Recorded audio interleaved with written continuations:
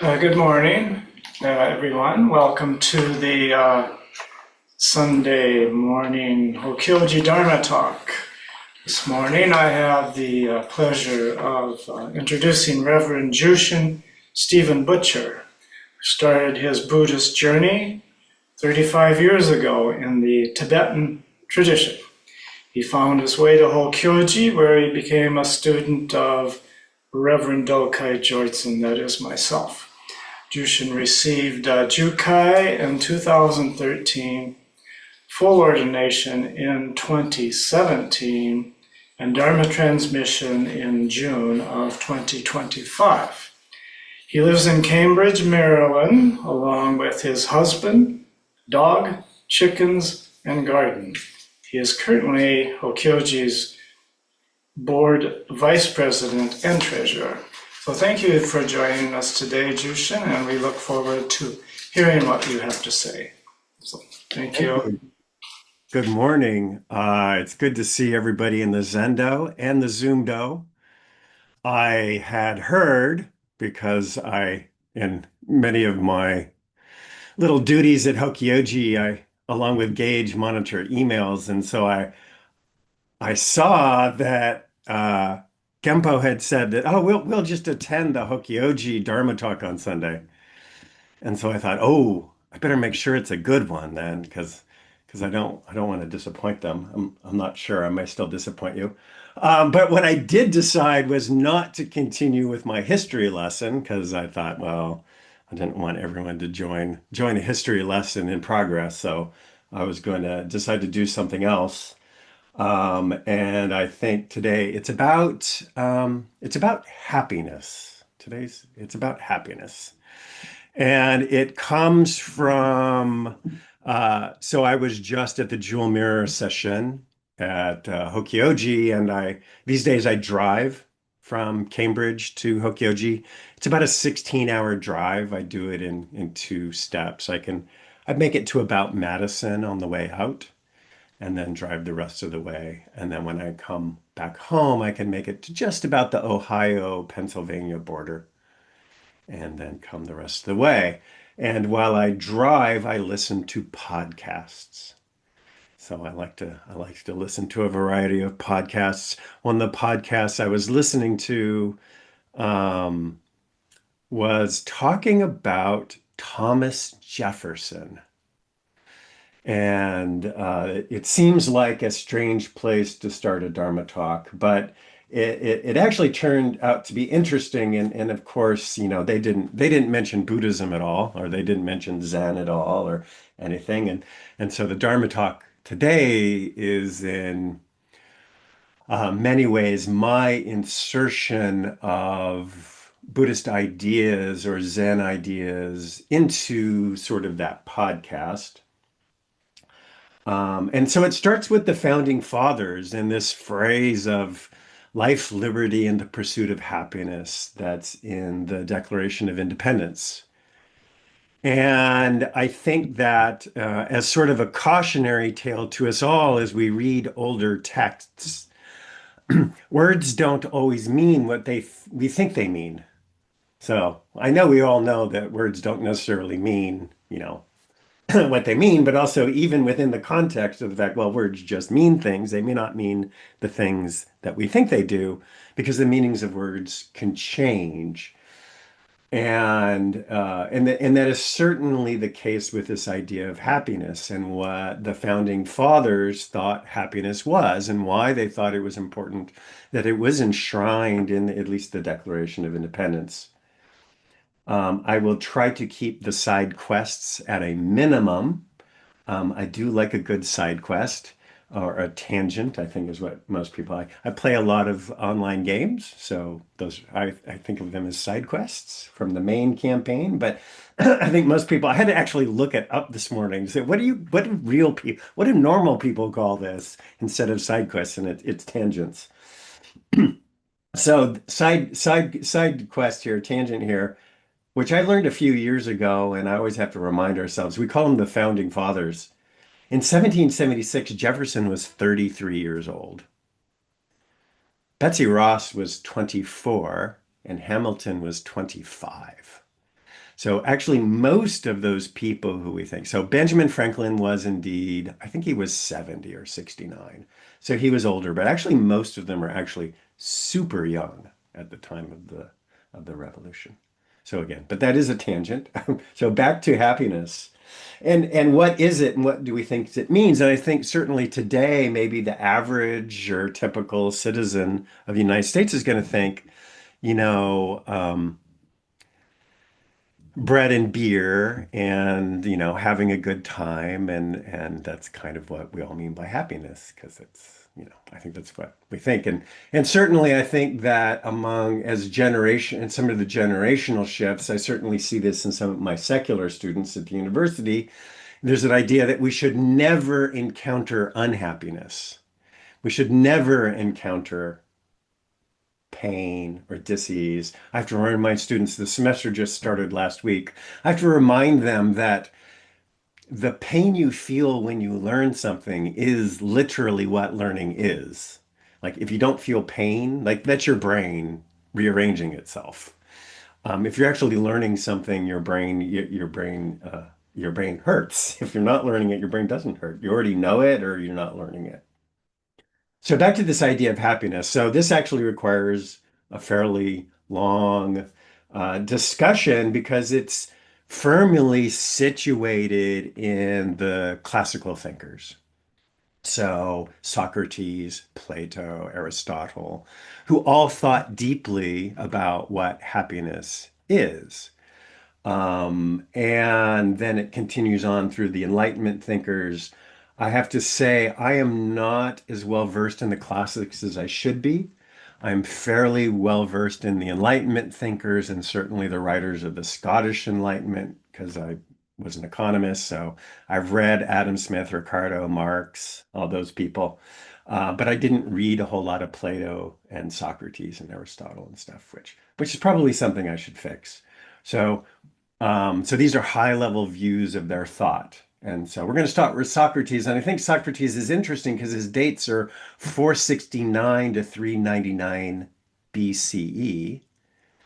And everyone might remember that the sort of the attested or the best dates we have for the Buddha right now are 480 to 400. So Socrates and the Buddha are alive at almost exactly the same time. One then in the Gangetic Plain and the other in ancient Greece. For Socrates, happiness is inseparable from virtue. Socrates identifies happiness as being virtue, and that true well-being does not come from wealth, pleasure, reputation, but through cultivating the soul through wisdom and justice. And I just thinking like wisdom and justice, and like wisdom and compassion. It all sounds kind of Buddhist from a certain, gloss and how people are sort of using these words. A life of self-examination and care for the soul is what leads to happiness, regardless of external fortune. So that's Socrates. Plato is, of course, Socrates' student. He's building on the idea of Socrates' ethics, Socratic ethics. But he's more of a world builder, so he has more of a cosmic framework going on, where I think we're all somewhat familiar with Platonic ideas and circles and things. Um, Plato is a little more, again, since he's more of a world builder, he considers the person as being a charioteer who's got two horses. Those two horses are spirit and appetite, sort of what maybe in the Asian setting, you sort of have your brain, your heart, and your stomach. So thought and heart and sort of like feeling and intuition. So for him, the two horses are spirit and appetite, and the charioteer is reason. And the reason is trying to keep the two horses in check. So certainly in the classical thinkers, there's a lot of faith in reason. But it's still this idea that so happiness is coming from harmony, harmonizing those three things. And the just person is happy because their soul is ordered. I kind of so ordered, I kind of like because so we'll see echoes of this as I keep talking, this idea of order and disorder, harmony and disharmony, ease and dis-ease. So injustice. So if you're just, the just person is happy because their soul is ordered, and injustice disorders your soul and leads to misery. And the highest happiness is in contemplating the forms, and this is sort of we get into the Platonic ideals. Aristotle, who's probably maybe very well the West's greatest thinker, a lot of things that we return to actually seem to be things Aristotle already worked out. Um, he starts to parse out happiness and talks about hedonia. So hedonia is just regular pleasure and pain. And so the happiness is not to be found in hedonia. And so referring back to our original question about happiness, I can sort of give you a preview. It's not hedonia. So the pursuit of hedonia is not in the Declaration of Independence. That was not the idea the founding fathers had in mind, because they actually follow from the Stoics, who I'll get to in a minute, but the Stoics again build on Aristotle. Aristotle really is the sort of flowering of Western philosophy.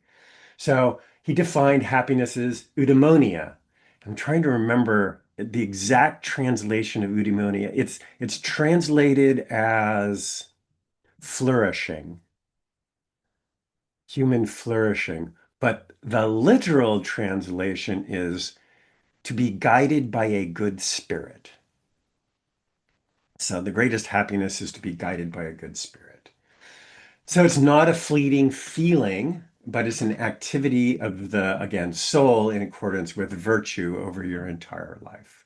And that, so Aristotle sort of is going to bring it back a little bit and says, well, okay, external goods matter a little bit. There's almost a Maslowian hierarchy of needs here, right? So I don't know if anyone's familiar with Maslow's hierarchy of human needs. You need to start out with your basic needs met, food, clean, water and things like that. And then we need safety, shelter, and then you need safety and community. And then you can get to the top, and that's where you can start thinking about maybe eudaimonia. I think maybe Buddhism has a different view of that. Buddhism says you may not get any of those things, and so you need to figure out a way to live with that in the meantime. So I think that's a good potential for discussion.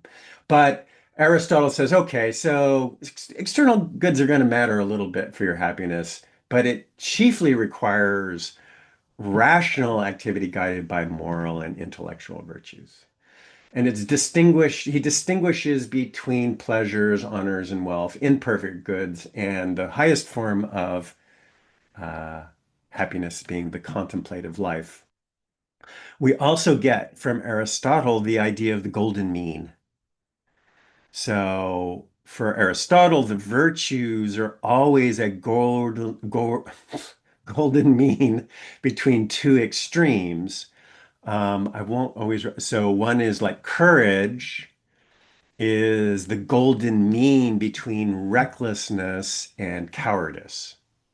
So there's the two poles, and the virtues are always the balance of them.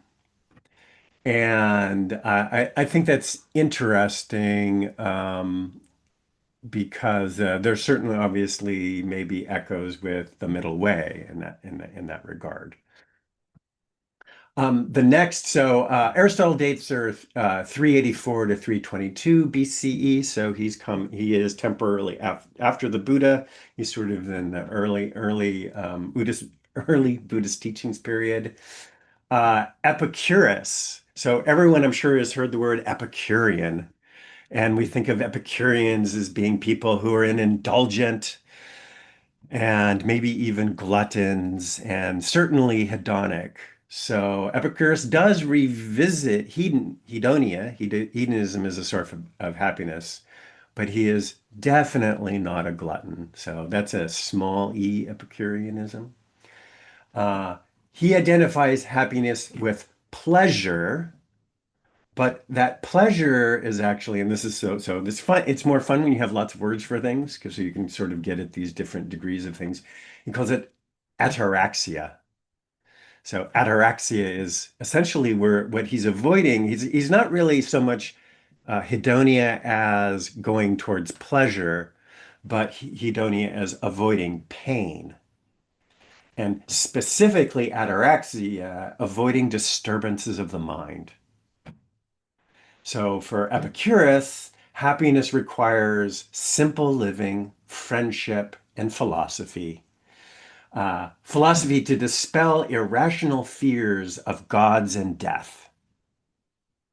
And so obviously this sort of has, I was just, this is the first part of the Metta Sutta, right? This is what should be done by one who is skilled in goodness and who knows the path of peace. Let them be able and upright, straightforward and gentle in speech, humble and not conceited, contented and easily satisfied, unburdened with duties and frugal in their ways, peaceful and calm and wise and skillful, not proud or demanding in nature.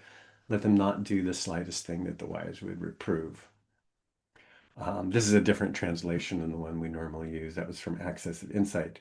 But also it echoes somewhat the Buddha from the Upada Sutta, where poor Ananda's always getting trouble. Ananda says to the Blessed One that this is half of the holy life, Lord, admirable friendship, admirable companionship, admirable camaraderie. And the Buddha says, don't say that, Ananda, don't say that. Admirable friendship, admirable companionship, admirable camaraderie is actually the whole of the holy life. When a monk has admirable people as friends, companions, and comrades, he can be expected to develop and pursue the noble eightfold path. So again, there are echoes as we read the things. It's kind of interesting. It's become a little bit of an inside joke now between Gage and I there that we're just trying to solve the problems of the agricultural revolution. So, so the joke, to explain the joke a little bit, we have sort of hunter-gatherer societies, which tend to be non-hierarchical. There's actually a lot of leisure time in hunter-gatherer societies. We've been sold a little bit of a lie that hunter-gathering societies are all brutish and whatever. And actually, some of the research suggests they're actually less susceptible to famine than agricultural societies. But as you get more people, as we sort of overwhelming our corpus callosum, we start to have to think about how to all get along. And for the very strict materialists, and I don't know if I'm a strict materialist, it's been suggested sometimes that religion is a way of solving the problem that there are just too many people. If you have too many people, it's like, how do we all get along now? So it's not unusual maybe that all of a sudden at this period in human history across certainly a large swath of the globe, everyone are trying to solve these problems of human happiness and how do we all get along. So to sum up for Epicurus, biggie, moderation and wise choices maximize tranquility. Then we get to the Stoics. Stoics are my personal favorite, and they're also were the favorite of the founding fathers. So happiness is living in agreement with nature. And so this is another one of those things. It's probably only a Dharma talk in and of itself that they had this idea of the logos. And a lot of these things are going to seem familiar to you because they actually get woven into the Bible.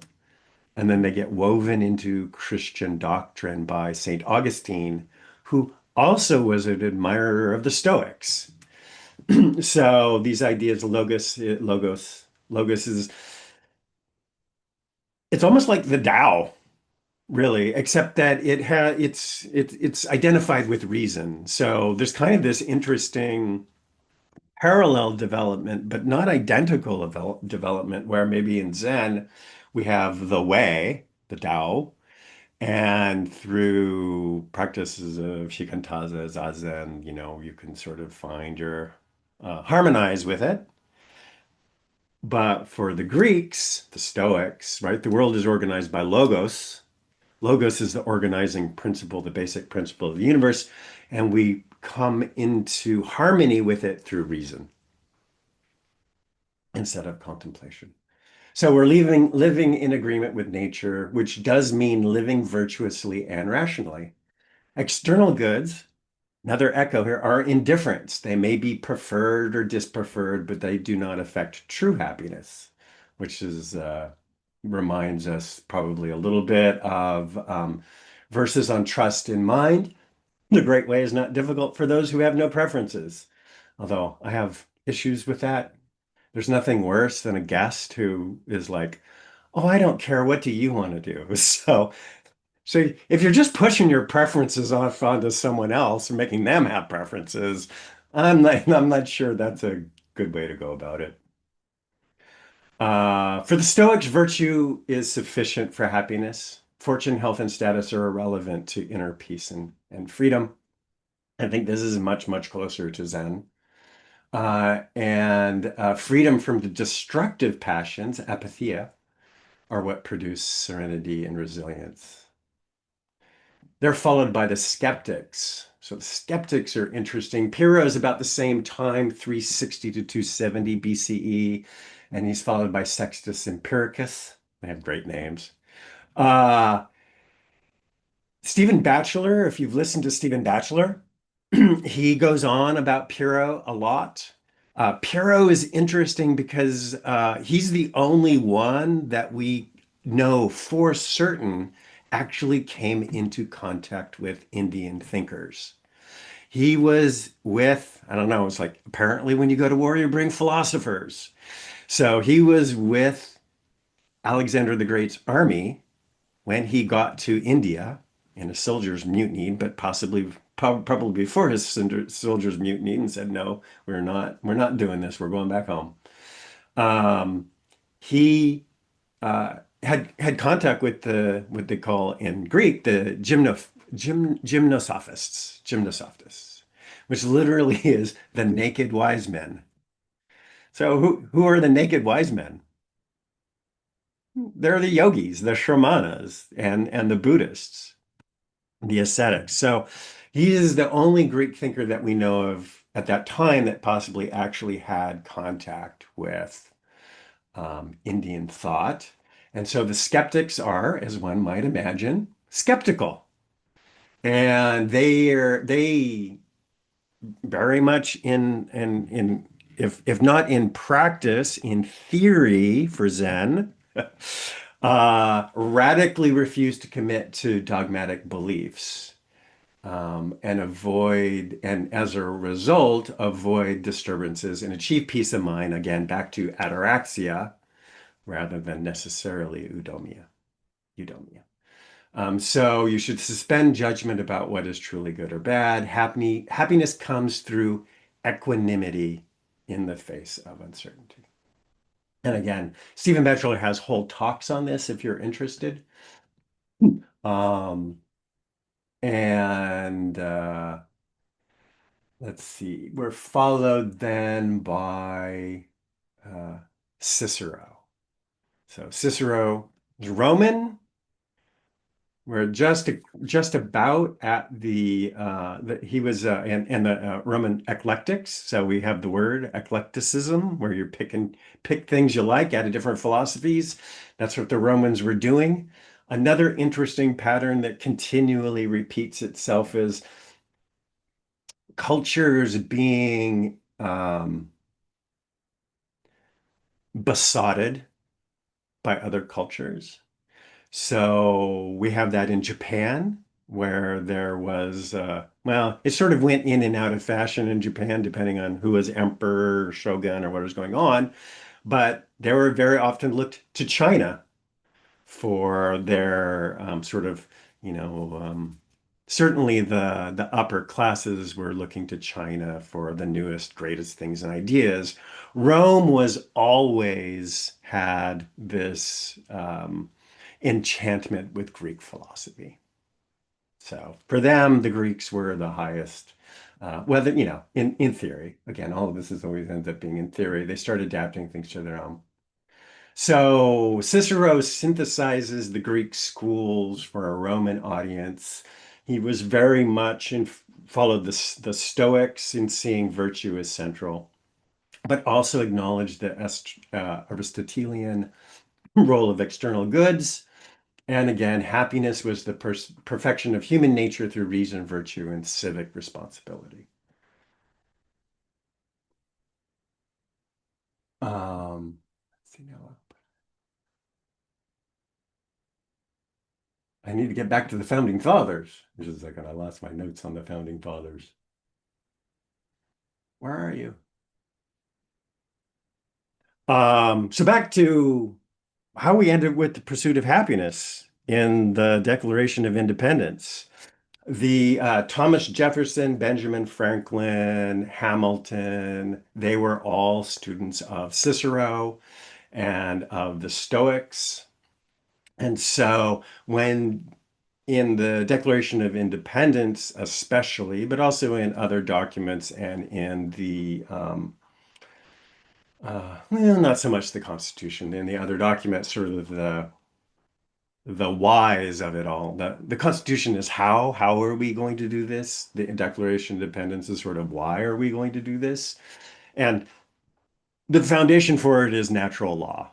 So the cosmos is ordered by logos. Again, this rational principle. Human beings as rational beings, we share in this order, and therefore, through reasoning, we can take part in that order. Moral law is universal and accessible to reason. All people possess reason. Reason is the divine spark. And virtue is happiness. It is eudaimonia. External goods, again, they come down sort of on the indifferent side of these. A virtuous polity must be built on justice and not privilege. And true freedom is not a license, but the freedom is the freedom to live in accord with nature and reason. So it's not this license again. So it's not again on the hedonia side of things, which we tend to think of today. It is on the eudaimonia side of this. I think the interesting part of this then is, if I can find this. So Benjamin Franklin's really interesting. He's the oldest of the founding fathers. He's the oldest signer of the Declaration of Independence. He starts out as a young man to engage in a project of moral self-improvement.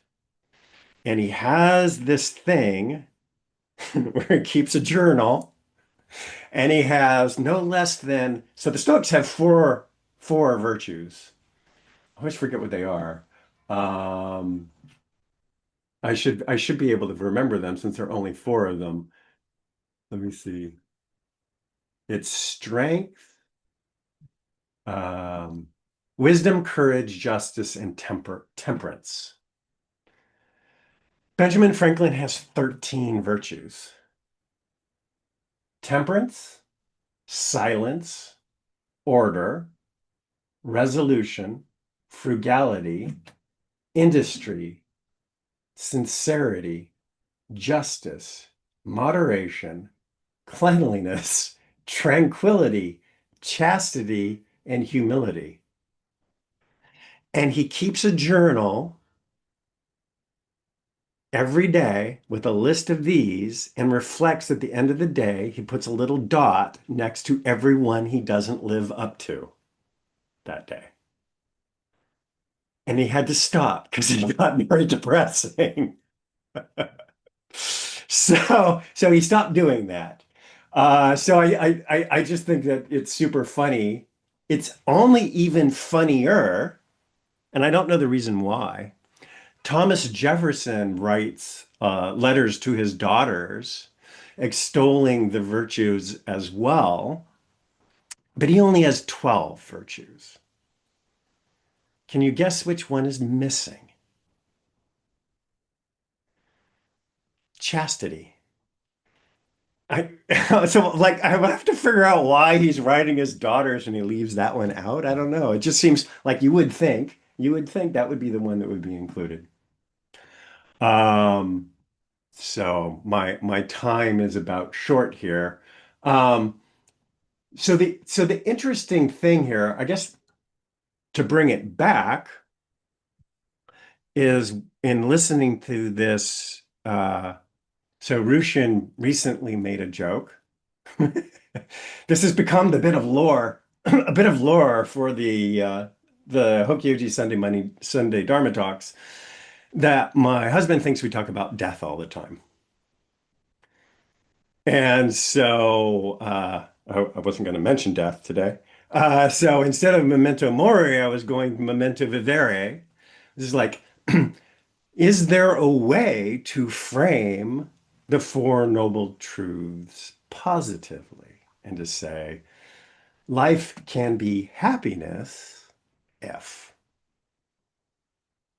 and sort of, and it's it's a little bit, I think, of a stretch for the early Buddhist thought, because I think certainly for early Buddhist thought, um, the only redeeming factor of being born as a human is that it's the best chance to get out of the cycle of rebirths.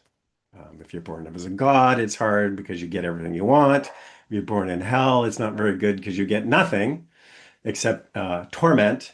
And the whole scene, there is a sutta in the Pali Canon where the Buddha basically says everything's a dumpster fire. And, that's not particularly uh, encouraging. I think that Zen goes a better distance towards it, right? And I think some of that is because of what Zen picks up from Taoism, as it in China, Chan, and what it picks up. There was a lot of cross-pollination there. I think it's changed, but it does fit in. I mean, part of it comes with it. There's an issue with the translation of dukkha. We always say that dukkha is suffering, and then it's stress or it's unease. Um, Literally, so I think this is also funny too, because most of us may have the experience of when your tires get out of alignment. And so, you can feel that vibration in your steering wheel. Everything's out of alignment. That's literally what dukkha means. So ka is the empty part of the wheel. And so dukkha is kind of the idea like the wheel's not on right. And sukha is the wheels on right. So, you can think of, we need to Buddhism is like how to be, and this fits, I think, a little bit better with Zen is, Buddhism is getting back in harmony. We are sort of have an inclination towards disharmony, maybe in the classic Indian Buddhism through clinging and craving. And I think this is one of the things I do really like about the Stoics is the idea that really it's a problem of control, is really understanding what is in our control and what isn't. And that what makes us profoundly, which leads to suffering or disease or disharmony or vibration in your wheel. And yeah, it's thinking about it sort of more positively that through practice and also discussion, reflection, that we can actually flourish and experience happiness in this lifetime. So I'm going to leave it there because hopefully there will be some encouragement towards discussion. I know I covered a lot of ground, but yeah. Questions? Counter arguments?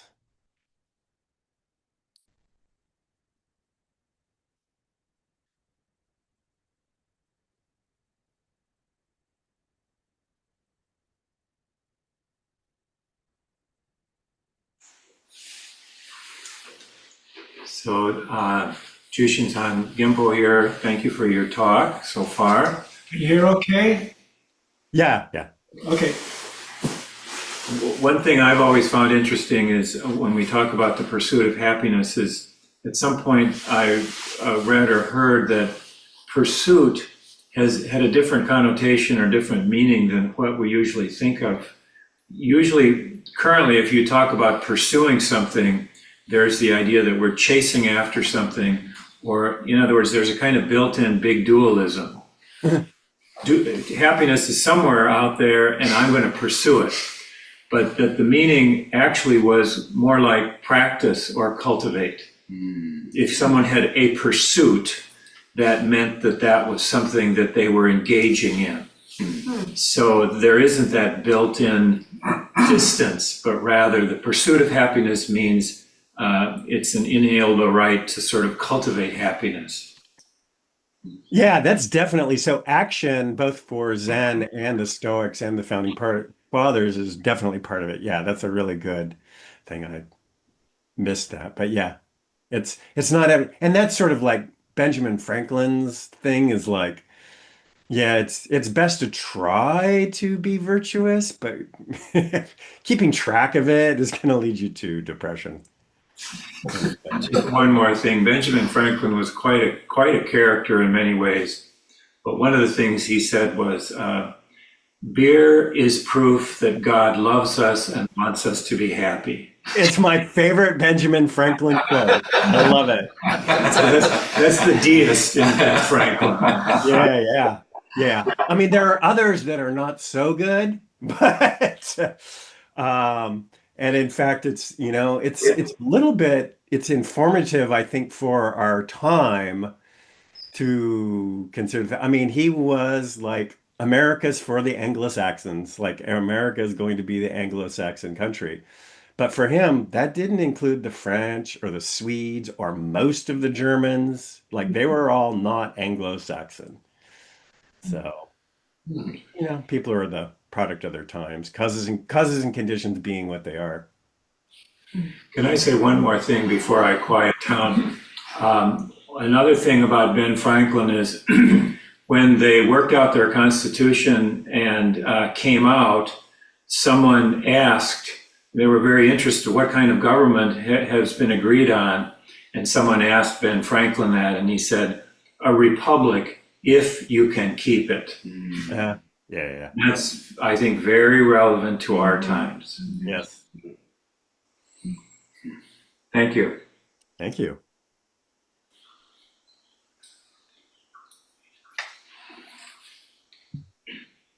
Yeah. Oh, did you have a question? I'm sorry, I forgot your name from yesterday. Chikyo-san? Oh, No, he was oh, appreciated. okay. No worries. Rushin, Am I loud enough? yeah. Okay, this idea of pursuing the pursuit of order. And in the beginning of your talk, you said, learning something is a disturbance, right? Yeah. Yeah. So how do we reconcile those two things? And when I actually, because of causes and conditions, I took the Arthur C. Brooks Harvard free online course on happiness, because Arthur C. Brooks is he was mentored by Martin Seligman, who started the psychology of positive psychology, looking at things that make us better people instead of all the depressing things, that the anxiety and all the things that go wrong with psychology. Let's look at the things that go right with psychology. And one of the things that came up in that course was that people need challenges. If you just have a very ordered life and you don't get disturbed, your life just shrinks and shrinks and shrinks, and you don't have much of a life. You're actually happier if you have challenges and either succeed or fail in those challenges, but you're expanding in some ways. So I think what the Buddhist approach is that you just kind of, at least for the moment, you give up picking and choosing. You give up the struggle. You give up that. I think that's what a lot of it is giving up the struggle, at least for the moment. And that's kind of the Buddhist approach to order, is you give up the struggle. I have a friend who's going through Zoom therapy for anxiety, and and she sent me this big list about radical acceptance. Well, radical acceptance, I said, there's a whole book that Tara Brach wrote on radical acceptance. It's a big thing. It's just the radical acceptance is a lot of the radical acceptance is in a way giving up the struggle, and the struggle eventually is giving up the idea of having a subject or object if we can get to non-dual from the allowance of giving up the struggle. It's very difficult to give up struggle because we always want things to be a little different than they are. But I think that's the ordering that the Buddhist approach is. So I'm looking forward to your response to that. Thank you. No, so I'm 100% on board with it. In the current moment, you can't do much about what's happening. Like you just kind of have to accept it, and that radical acceptance is hard. Certainly, if the moment is appropriate, like you should plan for things in the future. I mean, you can plan for things in the future. You can have goals and steps and stuff. But then in those moments, you have to realize that your plans may not turn out exactly the way you wanted. Um, I don't think there's any, I mean, I think that there's not anything wrong. I think that works, except that I think there's, it's just the balance part of it. Like if you're involved in too many things, so that you end up with too many of those goals, and on a given day, too many things are not going the way you wanted, I think then it's just overwhelming to be at ease with all of the plans that are not coming to fruition, right? So if you only have one or two things you're working on, and this is something personally I have a really hard time with because I get I like to do lots of different things at once. And so that does mean on any given day, there may be a lot of things going wrong. And that just means you have a lot of things to practice with it being okay with that it's not going according to plan. But otherwise, I'm going to say that probably wasn't there in classical and the early Buddhist teachings, but certainly by the time, and depending on which history you listen to, but by the time of the later Chinese monasteries, and certainly in the Japanese monasteries, you got to plant the rice or you're not going to eat. And so, but it just comes back to the fact that you also have to live if your happiness is not tied to pleasure or pain, hedonia, but eudaimonia, if the harvest fails, your virtue in that circumstance is ultimately what leads to happiness, not the pleasure or pain part. It's funny you mentioned so the learning thing. So there's something I don't know if anyone knows, it's called the IKEA effect that has been well studied. People put disproportionate value on their IKEA furniture because they built it themselves. So now it's a well-studied effect, and it has a name, the IKEA effect. And it's kind of it's the opposite to the thing that I think we're all kind of familiar with, is that if you're just given things, you don't necessarily treat them as well. So the opposite of that is called the IKEA effect now, and it's been well studied that, yeah, like when people do like Facebook marketplace listings and it's an IKEA, they put way too much value on IKEA furniture. I think the second thing that some people in sort of the self-help movement are talking about, and this gets a little bit more into neuroscience, neurobiology, and the relationships of dopamine and serotonin, and sort of that's a whole nother way of thinking about these things. And I think biological truths that somehow the Buddha was able to discover without going into that, there's the idea of the growth mindset, where you learn to love effort, not results. So you essentially, in a neurobiological sense, you're attaching your dopamine, serotonin cycle, instead of work, reward, work, reward, work, reward, you're attaching it to just the work. And so then it becomes very punk and Zen. So punk is very Zen, because I remember in the 80s it was like punk is its own reward. So Zen is its own reward. Or I think, is it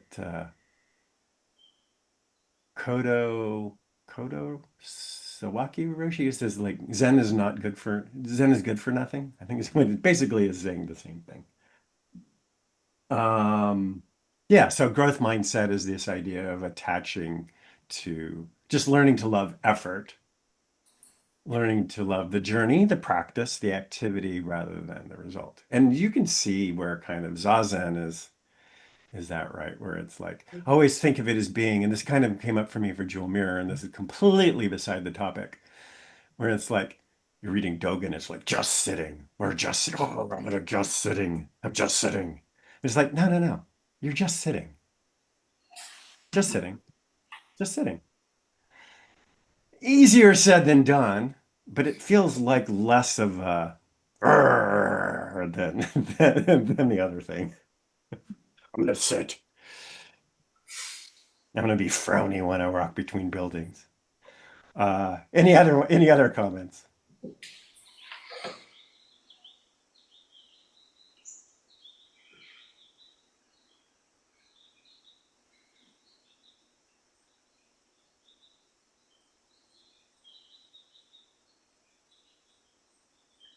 Nobody?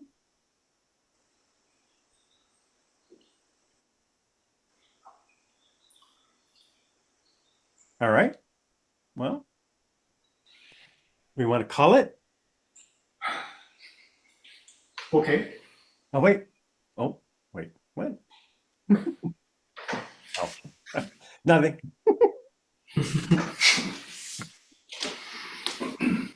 Next time, though, I will return to my history of Buddhism. Okay. We got to finish that up. Okay. Thank you very much, Jushin. Thank you. Well, this is the time when I announce upcoming events. And all we have going is starting in October, we have a online study group on the 13th, and on the 21st, we have a just sitting retreat scheduled. Is that canceled, Jushin? Yeah, the just sitting retreat is canceled. Oh, okay. Well, so that's it until Rohatsu. But that's no, there's practicing the ways is in. Oh, how did I miss that? I know that was in there. Okay, That's in November. November. Oh, I didn't go all. Yeah. Okay. Yeah. There's a practice in the ways in November, and there will be, watch for it if you're interested in October. There'll be caring for the land as well, I think. Caring for the land. Yeah. Okay. Sorry about that. But anyway, I'm not that sorry because actually the reason we don't have anything on the schedule is because we've cleared the way to start construction for a new Zendo, hopefully. Now, we did run into this jam where there's a 6-week waiting period to get a permit. Now, we can understand. You build something in New York City, Los Angeles, Chicago, sure, you're supposed to wait 6 weeks to get a permit. In Caledonia, Minnesota, seems a little odd. We didn't plan on that, but we're hoping for the best. We got our application in right away when we found that out. Oh, and I forgot to check who's next week's speaker. I'm sure it's not me. No, it isn't. Thank you, Rushin. It looks like Rushin raised his. Right? It's Rushin? Okay. Yes. Okay, Rushin, raise your hand again. So there. Rushin. Okay, we'll be looking forward to that, Rushin. Okay, then, so now it's time to recite our 4 vows. And Anybody got a bell nearby? Yeah. When we're done, we'll ring our bell. Okay. Beings are numberless. I vow to free them. Delusions are inexhaustible. I vow to end them. Dharma gates are boundless. I vow to enter them. The Buddha way is unsurpassable. I vow to realize it. Okay, thank you all. I hope to see you next week. And thank you again. Thank you. Everyone. Bye-bye. Bye. Away.